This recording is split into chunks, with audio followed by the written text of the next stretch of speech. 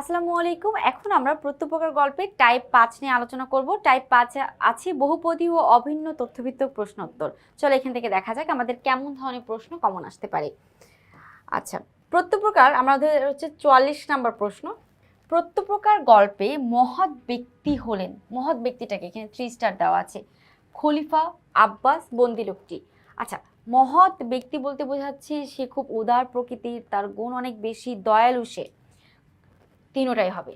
খলিফা সে নিজেই দয়ালু ছিলেন, আব্বাস সেও উপকারী অপকার স্বীকার করেছেন, বন্দি লোকটি সেও কিন্তু উপকারী অপকার স্বীকার করেছেন।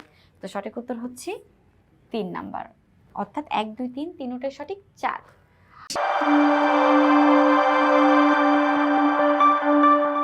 আচ্ছা, আমরা চলে যাব 45 নাম্বার প্রশ্ন। 45-এ কি আছে?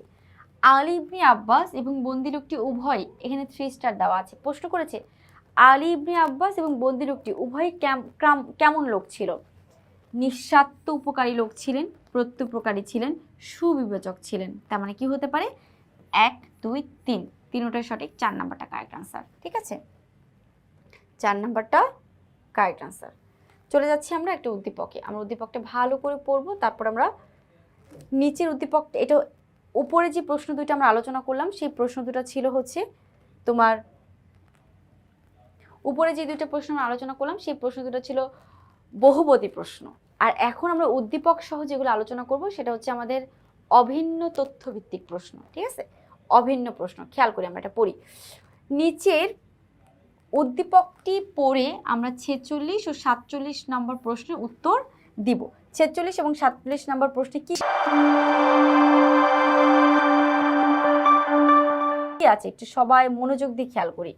তারেক তার বন্ধু সামাদের কাছ থেকে টাকা ধার নিয়ে ব্যবসা শুরু করেছে। ভালো কথা। তারেক কি করেছে? তার বন্ধু সামাদের কাছ থেকে টাকা ধার নিয়ে ব্যবসা শুরু করে।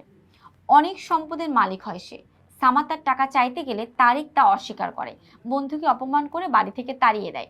তার মানে হচ্ছে তারেক তার বন্ধু সামাদের কাছ থেকে টাকা নিয়ে শুরু করে, ব্যবসা শুরু করে, কিন্তু পরবর্তীতে সামাদ টাকা চাইতে গেলে তারেক তাকে সে টাকাটা দেয় না। উদ্দীপকের তারেক প্রত্যুপকার গল্পের আব্বাসের সঙ্গে কোন দিক দিয়ে বৈসাদৃশ্যপূর্ণ?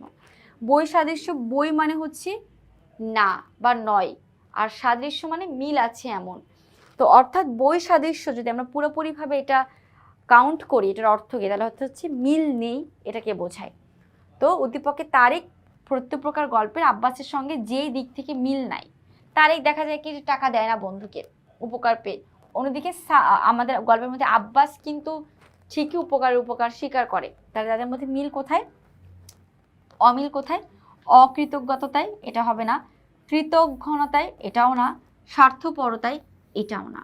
সঠিক উত্তর হচ্ছে 2 নাম্বার, প্রত্যুপকারে, অর্থাৎ উপকারের দিক থেকে দুজনের মধ্যে বৈসাদৃশ্য আছে।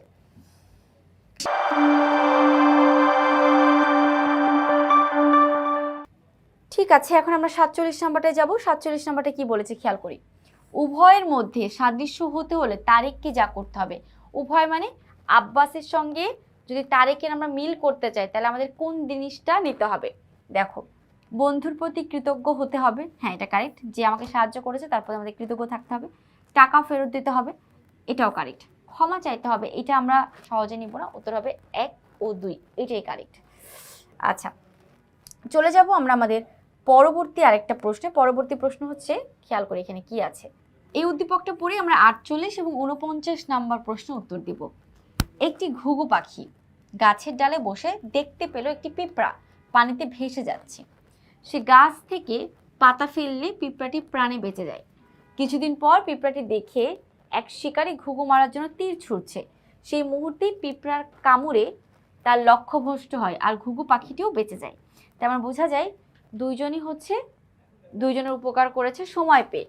একবার ঘুঘুর পাখির সময় হয়েছে, সে পিঁপড়াকে বাঁচিয়েছে, আরেকবার পিঁপড়ার সময় হয়েছে, সে ঘুঘু পাখিকে বাঁচিয়েছে। এখন প্রশ্ন কি সেটা দেখি আমরা। উদ্দীপকের মূল ভাব কোন রচনার সঙ্গে সাদৃশ্যপূর্ণ? সাদৃশ্যপূর্ণ বলতে বোঝাচ্ছে মিল আছে এমন। দেখো, শোভা না, শোভা গল্পের মধ্যে এই ধরনের কোনো কিছুই বলে না। 21-এর গল্প আমাদের 1952 সালে ভাষা আন্দোলনকে নিয়ে লেখা। উদ্দীপকে ভাষা আন্দোলনের কিছুই পাইনি। প্রত্যুপকার আমরা অপশন পেয়ে গেছি। প্রত্যুপকার অর্থ হচ্ছে উপকারের উপকার স্বীকার করা বা পরবর্তীতে উপকারী উপকার করা, সেজন্য এখানে আমাদের উত্তর হচ্ছে 48-এর 3 নাম্বার।